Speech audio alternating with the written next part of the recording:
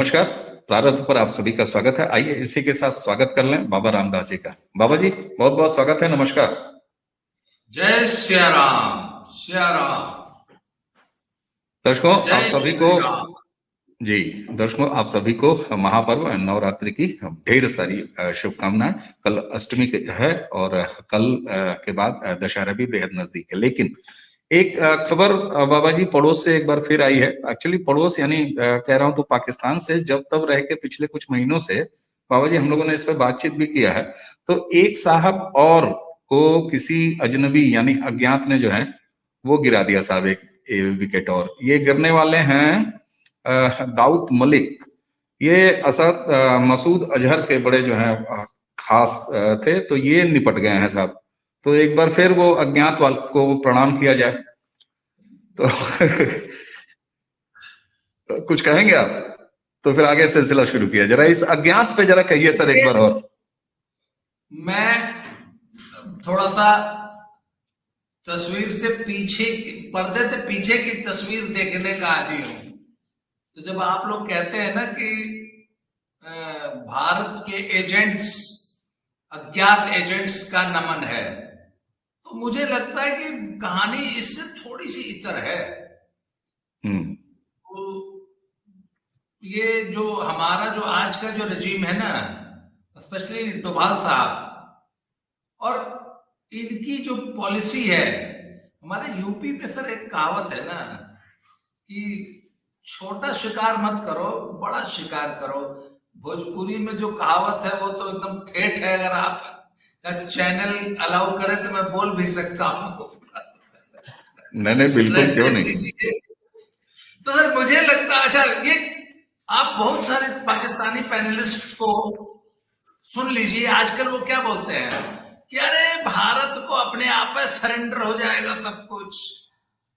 खुद Pakistan army, ISI का एक धड़ा, आर्मी का एक धड़ा, सरकार का धड़ा बिक जाएगा। तो सर मुझे ऐसा लगता है कि इंडियन एजेंसीज ने पाकिस्तान में कोई बड़ा धड़ा आईएसआई का खरीद लिया है। और ये जितने भी लोग टपकाए जा रहे हैं सर, ये अनुपयोगी बन चुके थे। हाँ तो हाँ। सर, और इंटरनेशनल ऐसी कंपल्शन आ गई हैं पाकिस्तान पे कि उनको अपने पिछवाड़े की सफाई करना बहुत जरूरी हो गया, क्योंकि ज्यादा घिन आ गया था, ज्यादा बस आ गया था।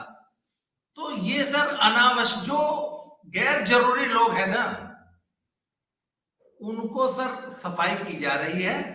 इसमें बहुत बड़ा रोल इंडियन एजेंसीज का है। उन्होंने कन्विंस कर दिया कि लो यार 10 20 50 100 करोड़ रुपया ले लो, एक आठ लंदन में फ्लैट ले लो, स्विस बैंक में कुछ ले लो, पर ये अपना कूड़ा साफ करो यार, बदबू दे रहा है, तुम्हारा भी घर अच्छा लगेगा। तो सर क्योंकि यहां से बैठ के वहां पे सफाई इतनी आसान नहीं है, ये वहीं के लोग सफाई कर रहे हैं सर। हाँ, हाँ तो झाड़ू पोछा मशीन वशीन सब यहीं से भिजवाई गई है, पर सफाई वही लोग कर रहे हैं। ठीक बात है। उन्हीं को शायद जनता अज्ञात बोल रही है ना, और कह रही कि हे अज्ञात तुम्हें हाँ नमन। हाँ। तो ये अज्ञात लोग तो वही हैं। अच्छा, ये बात करके अब जरा आप दर्शकों को भी लगेगा कि मौजू क्या था और हमने शुरुआत कैसे की। लेकिन एक खबर और बाबा जी ये है कि आजम खान साहब के साथ जो है वो जैसे कहते हैं ना कि एमबीबीएस।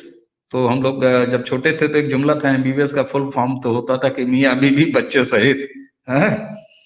तो आजम खान को एमबीबीएस की डिग्री मिल गई है साहब। बेटे जो हैं इनके अब्दुल्ला आजम और तंजीम फातिमा बीबी। तो ये लोग 7-7 साल के लिए बुक हो गए सर। अब हालांकि आगे जाएंगे। उसके बाद आप देखिए एक घटना के साथ मैं दूसरी जोड़ रहा हूं। अखिलेश यादव इंडी अलायंस को लेके अचानक बदजुबानी शुरू हो गई है। लगभग दोनों का डेट एक जैसा है। तो सर ये बताइए ये आजम खान साहब के साथ क्या हो गया? इनको एमबीबीएस की डिग्री कैसे प्रदान हो गई सर? सर पहली बात तो, आजम खान ने जब बाबा से बदतमीजी की थी ना, अब आजम खान को अंदाजा नहीं था कि कल को ये आदमी जो है इतना इतना बड़ा हाथी बन जाएगा। सबसे बड़ी गलती आजम खान ने ये, और बाबा भूलते नहीं है किसी बात को, और बाबा ने अगर प्रण कर लिया है ना, वो असर चाणक्य की जो परंपरा हमारे यहाँ चली आई है कि जड़ों में मट्ठा डाल के जड़ से समूल नष्ट किया था उन्होंने नंद का साम्राज्य। तो सर एक तो आजम खान ने गलती कर दी कि गलत आदमी से पंगा ले लिया, और सर अभी तो शुरुआत है, ये आजम खान को बाबा नहीं छोड़ेंगे।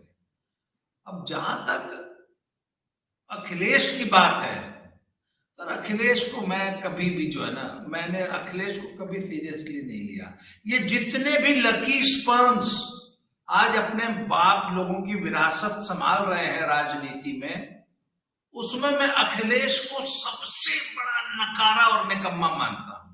जितने भी हैं आप 1 to all ऊपर से गिनना शुरू कीजिए, महबूबा मुफ्ती से लेके, और उसके बाद वो कौन है उसका लड़का, वो जो नेशनल कॉन्फ्रेंस स्टालिन, उधर नेशनल कॉन्फ्रेंस वाला कश्मीर में, हाँ उमर अब्दुल्ला, वो भी लकी स्पर्म है ना, उमर अब्दुल्ला, फारूक अब्दुल्ला का लड़का उमर अब्दुल्ला, मैं वही कह रहा हूँ। उसके बाद नीचे आइए तो सुबीर बादल,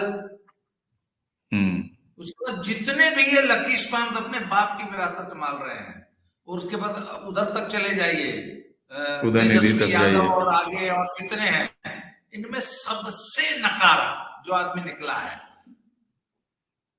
वो अखिलेश यादव। राहुल गांधी का आपने नाम नहीं लिया। चाचा की बनी बनाई राजनीतिक विरासत क्या जबरदस्त।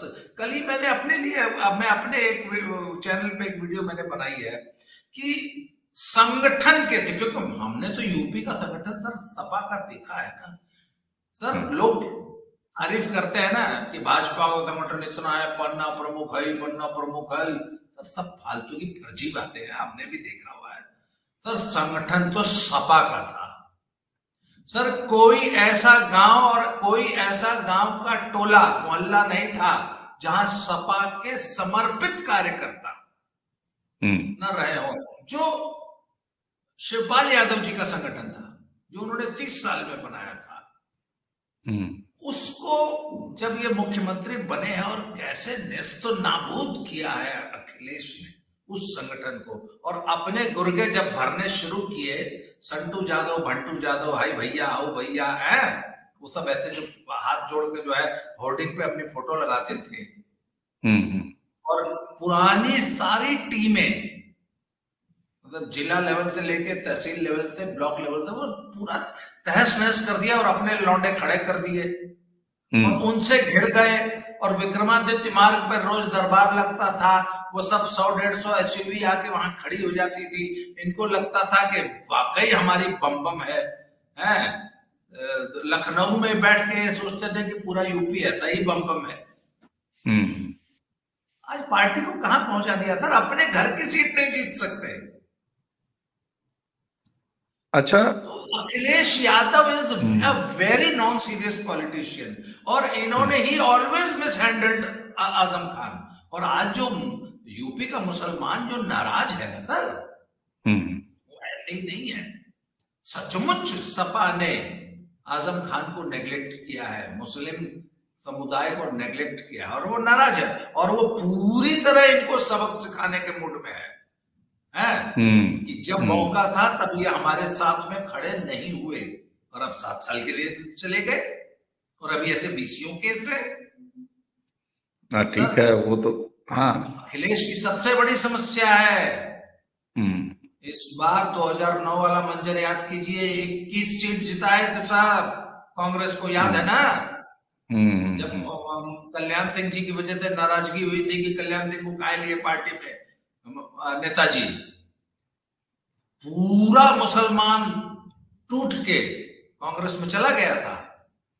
तो सर कांग्रेस, अब दिक्कत यह है कि मुझे लगता है कांग्रेस को संकेत मिल चुका है। कांग्रेस ने इनको जो दुत्कारा है एमपी में। हाँ, ये एक बात थी कि कांग्रेस ने अचानक, देखिए इंडिया अलायंस में सबसे बड़ी गरजू जो है वो कांग्रेस नजर आती है, लेकिन जिस तरीके से उसने हैंडल किया अखिलेश यादव को, ये जरा चौंकाता है। ये आत्मविश्वास कहाँ से आया कांग्रेस में? ये आप सही जा रहे हैं जी। सर, मुस्लिम मतदाता हम्म। बार बार यूपी में संकेत दे रहा है कि इस बार वो, देखिए मुस्लिम मतदाता बहन जी से भी निराश हुआ है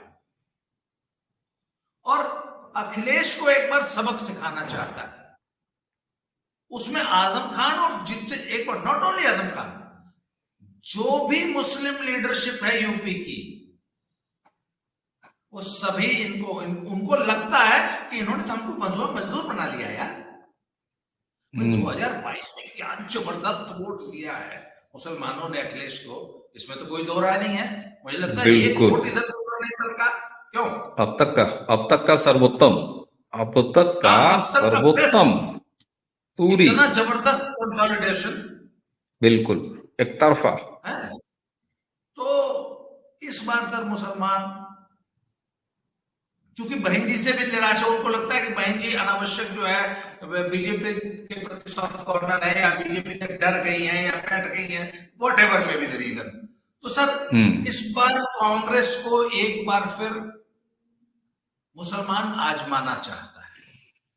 अच्छा, मुसलमान के साथ एक और भी है ना, वो कहते हैं हमने तमाम गठबंधन बना के सब कुछ करके तो देख लिया, सपा बसपा का गठबंधन, सपा बसपा रालोद मिल गए, क्या उखाड़ लिया हमने भाजपा का, आप बताइए।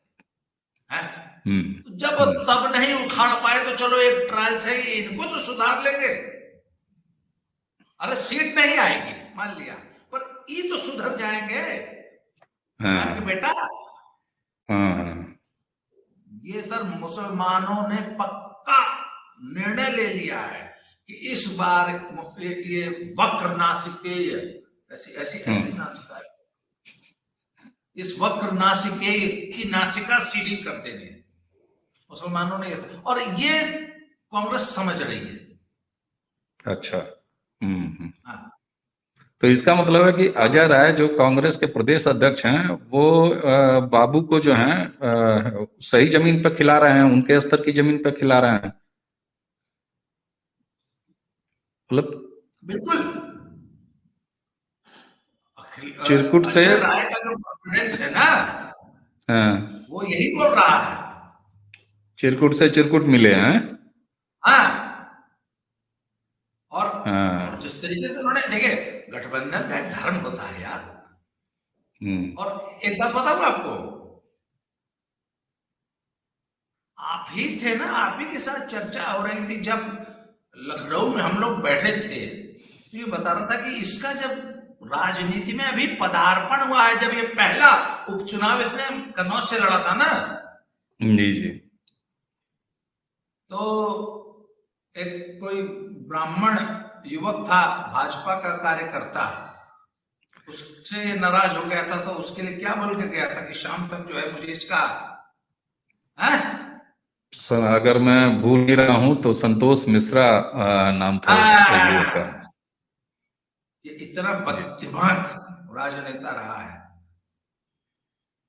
और एक और घटना मुझे याद आती है, ये उसी कन्नौज के उपचुनाव के प्रचार के लिए निकलने वाला था, सैफई में था शायद, या पता नहीं कहा था। तो ये आया तो इसके पास एक एसयूवी थी शायद, वो पजेरो। तो जब ये बाहर तैयार होकर निकले तो देखा पजेरो गायब है। तो पजेरो नहीं है तो उसने पूछा पजेरो, तो बोला वो प्रतीक भैया ले गए हैं। तो प्रतीक भैया बगल में, अगल बगल कहीं गए थे, तो आने में उनको करीब 15-20 मिनट, ज्यादा नहीं, 15-20 मिनट लेट हुआ था। और वहां पे सैकड़ों कार्यकर्ता मौजूद थे, और जब वो आया है तो बहुत बुरी तरह उस पर चिल्लाया, चीखा, गाली वाली दिया, और बेसबॉल के बैट से पजेरो का शीशा फीशा सब तोड़ दिया था। इस घटना को बहुत, और अंदर से जो है प्रतीक की अम्मा जो है शीशे में से झांक रही थी ये तब की बात है जब इसका अभी जन्म भी नहीं हुआ था, राजनीति में पहला राजनीति। उपचुनाव लड़ रहा था।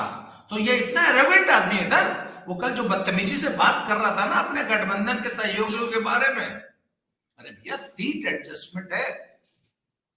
अगर तुमको सीट नहीं दी, कम दी, ज्यादा दी, तुम इस तरह you want to wash your dirty linen in public. आप देखिए ना, कल लग रहा था कि इंडिया अलायंस का एक पार्टनर, एक महत्वपूर्ण घटक दल का राष्ट्रीय अध्यक्ष ऐसे बात करता है, आप बताइए ये नहीं, राजनीतिज्ञों की बिल्कुल भाषा है, हा? बिल्कुल बिल्कुल। और जब उन्होंने अखिलेश यादव ने ये कहा कि ये प्रदेश अध्यक्ष की क्या हैसियत होती है, अरे साहब किसी संगठन का प्रदेश, किसी पार्टी के प्रदेश अध्यक्ष है जरा। तो मुझे लग रहा है कि उसके बाद उस पर मुहर लगाने वाली जो एक प्रतिक्रिया आई कमलनाथ से, कमलनाथ ने कहा कि ये अखिलेश वकिलेश, इनकी अखिलेश बात अखिलेश छोड़िए। अखिलेश अखिलेश बकलेश, हाँ तो इनकी बात छोड़िए। तो अच्छा एक चीज, आजम खान साहब के साथ ये जो अभी शुरुआत हुई है उनके मियां बीबी बच्चे सहित जेल जाने की, तो ये क्या एक बड़ा साधारण सी चीज है कि आपने कोई फर्जी मार्कशीट बनवा रखी और वो भी आप पब्लिक जीवन में हैं और इस तरह से हैं, सेंटर ऑफ अट्रैक्शन है, आप मुसलमानों के मसीहा बन रहे हैं। हालांकि मुसलमानों की कितनी जमीन आपने दबा ली जौहर में, वो भी कार्रवाई उस पर भी चल रही है, मुकदमे, जो मुकदमे की आपने बात की। आजम खान किस कर्मों की सजा भुगत रहे हैं और कहां तक भुगतेंगे, क्या भविष्य देख रहे हैं आजम खान की? सर एक बात बताऊं, एक बार एक फोटो छपी थी जिसमें पार्लियामेंट सेशन के लंच के दौरान सभी राजनेता एक साथ एक टेबल पे बैठ के बोला वो संसद की कैंटीन में खाना खा रहे हैं और बड़े सौहार्दपूर्ण वातावरण में एक दूसरे से हंस बोल बतिया रहे हैं। तो आम लोगों को लगा होगा कि अरे यार हम लोग तो झूठा है, इनको दुश्मन मानते हैं, ये सब तो एक बड़ा संज्ञाना है। उसके बाद एक दूसरे के शादी ब्याह समारोह मिलना जुलना, अरे कितने इज्जत के साथ मोदी जी मुलायम सिंह से मिलने गए थे, योगी जी गए थे, योगी जी गए थे। और सर गडकरी जी को देख लीजिए, पूरे प्रदेश का एक भी सांसद और विधायक ऐसा नहीं है जो 5 मिनट में पर्ची भेज के गडकरी जी से मिलने ले और अपना काम न करा लाए। ऐसा अजात शत्रु भी भारतीय राजनीति में कितने व्यवहार कुशल है भाई, क्यों? बिल्कुल। अभी पीछे आए थे, उसने बोला कि भगवंत मान ने बोला वो हमारा एक वो कोई था फंड रुका हुआ था 150 करोड़, तो बोले वो 150 करोड़ रुपया आपने अब तक हमारा रिलीज नहीं किया, वो रिलीज करा चाहिए। तो भगवंत मान को गडकरी ने बोला अरे सर आप 150 गए, मैं तो 200 करोड़ देने के मूड में बैठा हूं। तो बोले सर 200 दे दीजिए, बोला नहीं 250 करोड़ देता हूं। गडकरी सचम इसे कहते हैं सर, है एक सहृदय आदमी। सर राजनीति अपनी जगह होती है, क्यों? बिल्कुल ठीक है, पर सर एक ह्यूमैनिटेरियन अप्रोच भी तो होनी चाहिए। सर समाजवादियों की ये सबसे बड़ी समस्या है, खासतौर पे आजम खान की, कि इन्होंने राजनैतिक मतभेदों को सर इसको दिल से लगा लिया और बाबा से ऐसी दुश्मनी कर बैठे हैं। अदरवाइज सर एक बात बताऊं, जहां तक मैं बाबा को जानता हूं, बाबा भी बहुत दिल के कोमल एकदम मक्खन जैसे हैं। आप तो उनके बगल में रहे सर, आप बताइए ना, इतने मुसलमान उनसे उनके यहां शरण पाते हैं मंदिर में, और कितने लोगों की रोजी रोटी चलती है मुसलमानों की, आप बताइए मंदिर में। सर मंदिर परिसर में सुबह 5 बजे उठ के अगर कोई आदमी चला जाए तो वो एक बार में तो घबरा के चला जाएगा कि कहीं हम जामा मस्जिद के लॉन में तो नहीं घुसा है। तो ये तो मामला रहता है। खैर जी। तो सर आजम खान की जो सबसे बड़ी गलती है ना सर, उन्होंने इसको व्यक्तिगत दुश्मनी बना लिया बाबा से। तो सर फिर जब आप ये व्यवहार करेंगे और सर बात यह ना कि राजनीति में जो समझदार लोग होते हैं ना, उनको मालूम होता है कि अरे भैया आज हम सत्ता में हैं, कल को ये सत्ता में आएंगे। और आमतौर पे सर छोटी मोटी चीजों को इग्नोर किया जाता है। अगर सचमुच इसी तरह मीन मेख निकाल के एक दूसरे की गलतियां पकड़ के जेल भेजने का कल्चर बन जाए भारतीय राजनीति में, तो हिंदुस्तान का एक भी नेता जेल के बाहर नहीं रहेगा। ठीक बात। क्यों? बिल्कुल बिल्कुल बिल्कुल सही बात। अरे इतनी बड़े आप प्रशासन चला रहे हैं, छोटी मोटी गलतियां होती रहती हैं। और बाबा तो अब बकरी चोरी तक के इल्जाम लगवा रहे हैं। तो सर ये बोया है आजम खान ने, उसको काट रहे हैं। बिल्कुल ठीक बात है सर, उनकी बदजुबानी, उनकी एरोगेंस,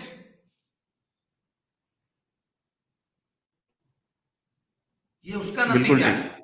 बिल्कुल ठीक बात है। अच्छा, आजम खान आप देखिए ना, वो खुद को कहते थे कि मैं तो बड़ा, अपने आप को बड़ा जीनियस समझते हैं ना। एक होता है कि जब आदमी सत्ता के नशे में चूर रहता है, और आजम खान के साथ भी स्थिति ये थी कि भाई वो नवाबों के खिलाफ वहां पे अपनी नवाबी स्थापित कर रहे थे।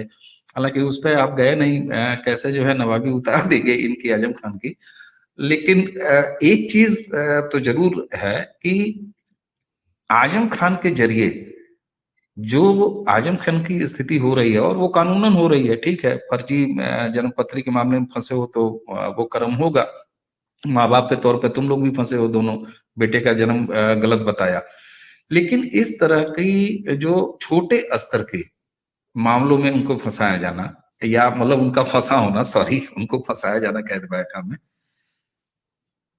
अखिलेश यादव अब मुसलमानों के बीच किसको लेके जाएंगे? क्या उनकी खुद की हिम्मत है? क्योंकि एक चीज आपने कहा कि उन्होंने पुराना कैडर अपना डिस्टर्ब कर दिया, तो वहां भी तो एक ही जात के पास सारा कैडर था, आज भी एक ही जात के पास सारा कैडर है। तो मुसलमानों को अब क्या हैंडल कर पाने में सक्षम होंगे अखिलेश यादव? सर बात पता क्या है, अखिलेश ने अपनी जड़ें खुद काटी। आप याद कीजिए मुलायम सिंह जी की समाजवादी पार्टी, जहां जनेश्वर मिश्र से लेकर कौन सी जात का वट वृक्ष, तो लोग कहते हैं ना कि एक बड़े वृक्ष के नीचे कोई अन्य वृक्ष नहीं पनपता।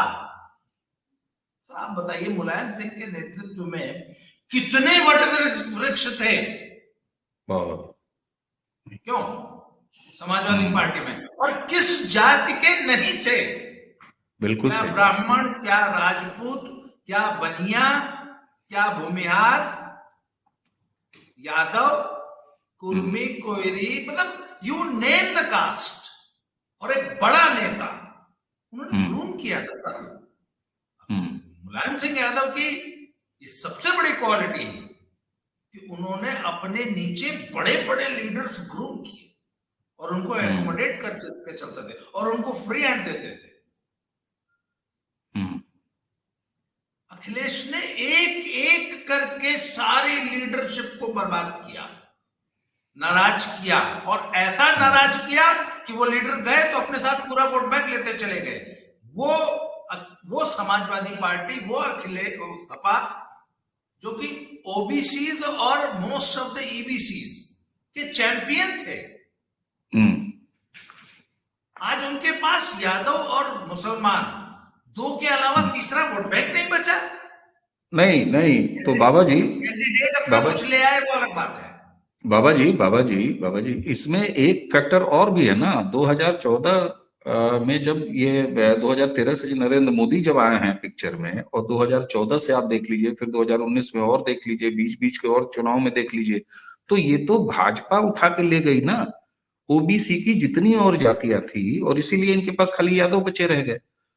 तो इन्होंने ठुकराया, ये ज्यादा हुआ, यानी इनकी तरफ से गलती हुई कि इधर से नरेंद्र मोदी की और अमित शाह की भाजपा ने उनको खींच लिया अपनी तरफ। जगह दी थी उन्होंने। एक मिनट, वो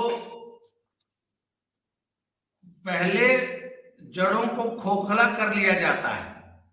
किसी जड़, वो आजकल एक मशीन आती है ना जो पेड़ को जड़ समेत उखाड़ लेती है, तो वो कैसे उखाड़ती है, पहले साइड वाली जो रूट्स होती है ना उनको काट देती है, तो पेड़ हल्का हो जाता है, बाकी जड़ों से जब कट जाता है तो उनको बड़े आराम से ऐसे खोद के उठा ले जाती है और जहां मर्जी ले जाके प्लांट कर देती है। वो यूट्यूब पे देखिएगा मशीन।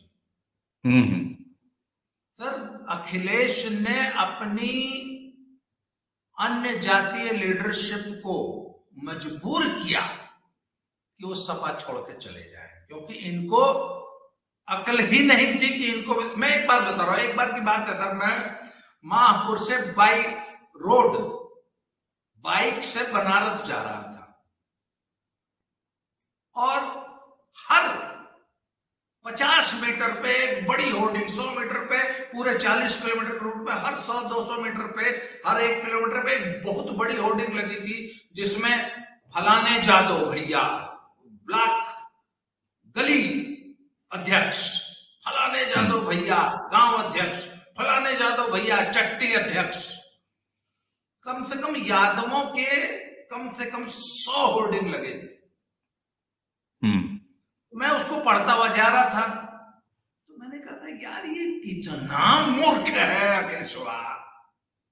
अगर सर मैं होता ना समाजवादी पार्टी का अध्यक्ष तो मैं बोलता कि रोड पर एक भी यादव का हाथ जोड़े हुए मुझे होर्डिंग नहीं चाहिए, फलाने कुशवाहा, फलाने मौर्य, फलाने राजभर, है जितनी जातीय समूह हैं सभी के नेताओं की बड़ी बड़ी फोटो लगवाओ, जिससे कि उनको लगे कि यार हम भी इस पार्टी में हैं।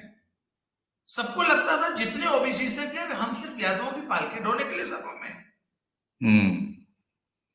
सर ये स्थिति अखिलेश ने क्रिएट कर दी थी, उन्होंने एलिनेट कर दिया सारे ओबीसी को, भाजपा आई उड़ा के ले गई।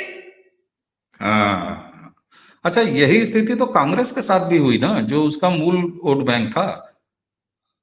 तो कांग्रेस की तरफ अब खाली मुसलमान जा रहे हैं क्या? अच्छा ये बताइए, बीजेपी जो है ना वो मल्टी फ्रंट जब खुला रहे इलेक्शन का चुनाव में तो उससे सबसे उस स्थिति में सबसे बेस्ट रिजल्ट देती है। तो ऐसे में उत्तर प्रदेश की 80 सीटों पर आप क्या देख रहे हैं अगला 2024? ऐसे ही मैं ठीक वही देख रहा हूं जो इस बार गुजरात विधानसभा में हुआ है। जैसे गुजरात विधानसभा में बीजेपी ने स्वीप किया है ना, उसी तरह स्वीप करेगी। मेरा अंदाजा है कि आज तक की सर्वाधिक सीट आएगी। आज तक मैक्सिमम 72 आई थी, कितनी आई थी 2014 में, कितनी आई थी 72? अरे कुल 72 थी, इस बार तक 72 प्लस जाएगी।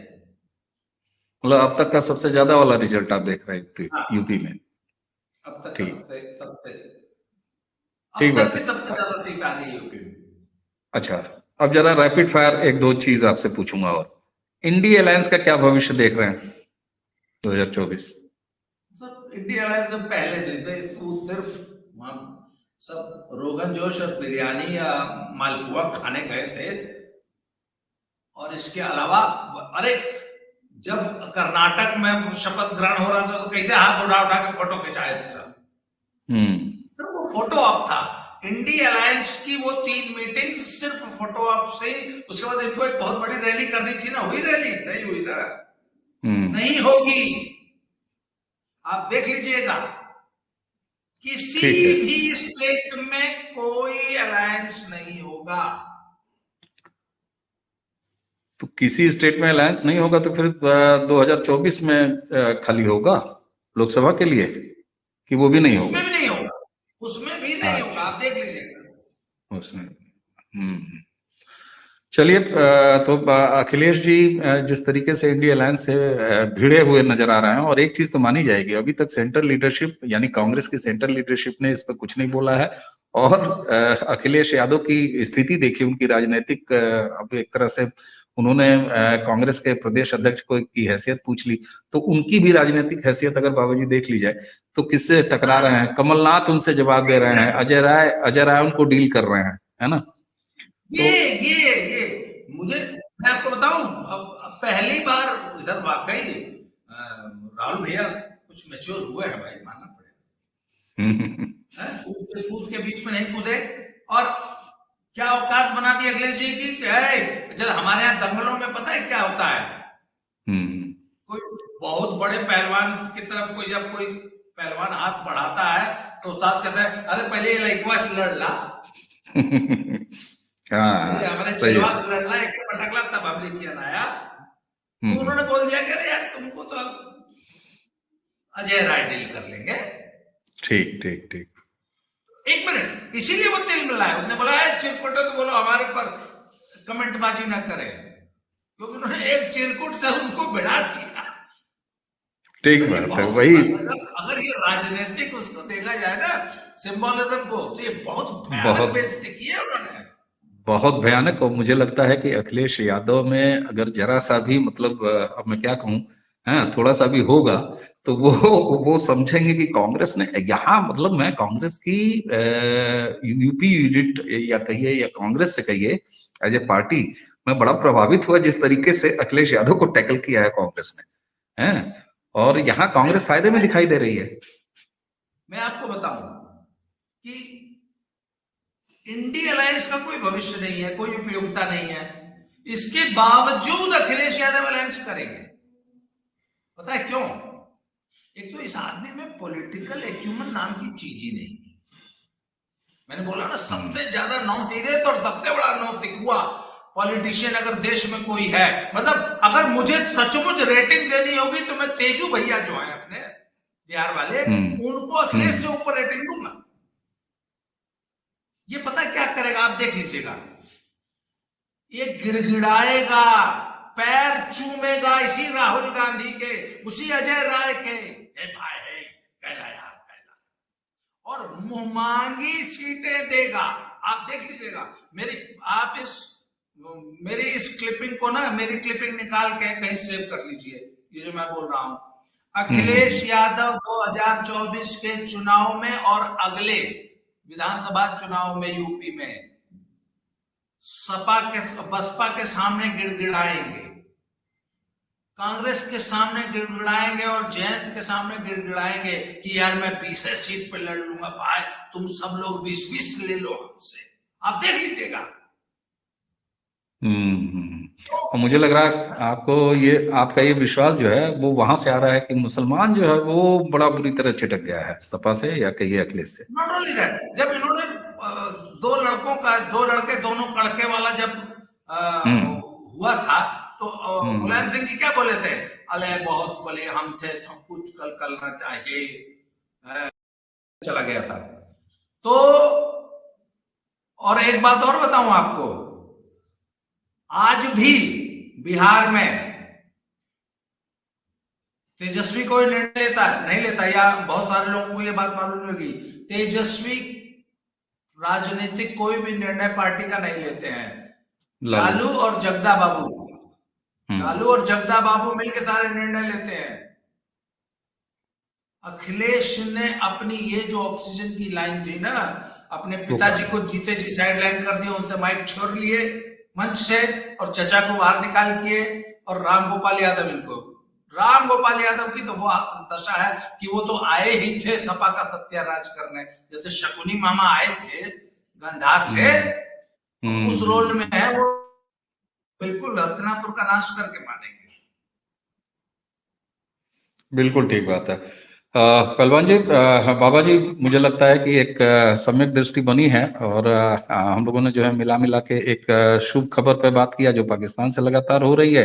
एक साहब और निपटे तो अज्ञात का नमन हुआ, और फिर अखिलेश यादव की किस स्थिति में इस समय आके खड़े हो गए हैं अखिलेश यादव राष्ट्रीय राजनीति में, और यूपी में अब कैसे करेंगे ये तो लोकसभा का चुनाव सामने बताएगा। बाबा जी, आपको बहुत बहुत धन्यवाद आज समय देने के लिए, और इसी के साथ दर्शकों आप सभी को नमस्कार, प्रणाम। सभी दर्शकों को अभिवादन।